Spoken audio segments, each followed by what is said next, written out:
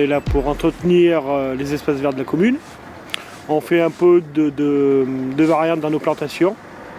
D'une année sur l'autre, on essaye d'innover, de faire des choses un peu différentes, en recherchant toujours le côté le plus original, le plus joli possible.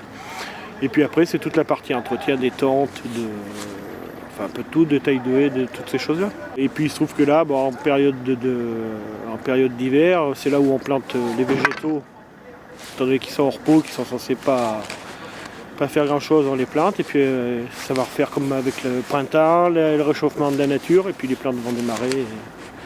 Et puis voilà, on espère que ça soit le plus joli possible. C'est bien parce qu'il faut connaître les végétaux pour voir les grosseurs, les enfleurissements, quand est-ce que ça fleurit.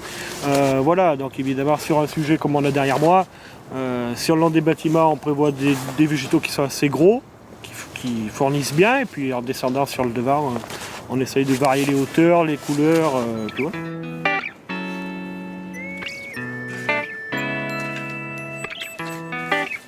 Aujourd'hui, on travaille avec ce qu'on appelle la gestion différenciée.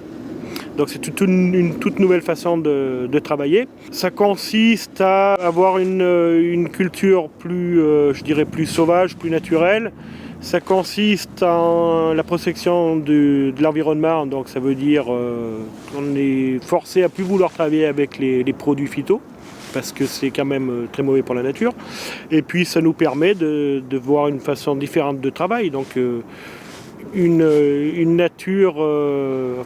culture plus ou moins naturelle mais maîtrisée, ça peut être aussi joli. Donc, quand on est en hiver, on plante, donc c'est pas joli parce que c'est que du bois vulgairement sec. Et quand on arrive à la période des floraisons, les végétaux ont un peu grossi, donc ça commence à être joli. Puis quand après ils arrivent dans un âge où ils sont vraiment développés, et on arrive dans les belles saisons, si on ne s'est pas trompé, c'est magnifique.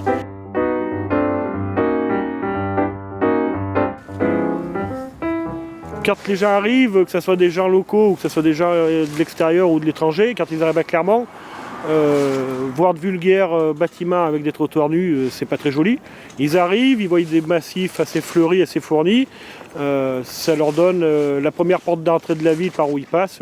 Si tout de suite ça tape à l'œil, on peut estimer que derrière, après, quand on va aller fouiner un petit peu, ça peut être très joli. Donc à nous de faire des choses un peu cachées, un peu comme ça permet de visiter. Il faut fouiner un petit peu dans les rues pour trouver des choses. Donc oui, absolument. On est très fiers de ce qu'on fait.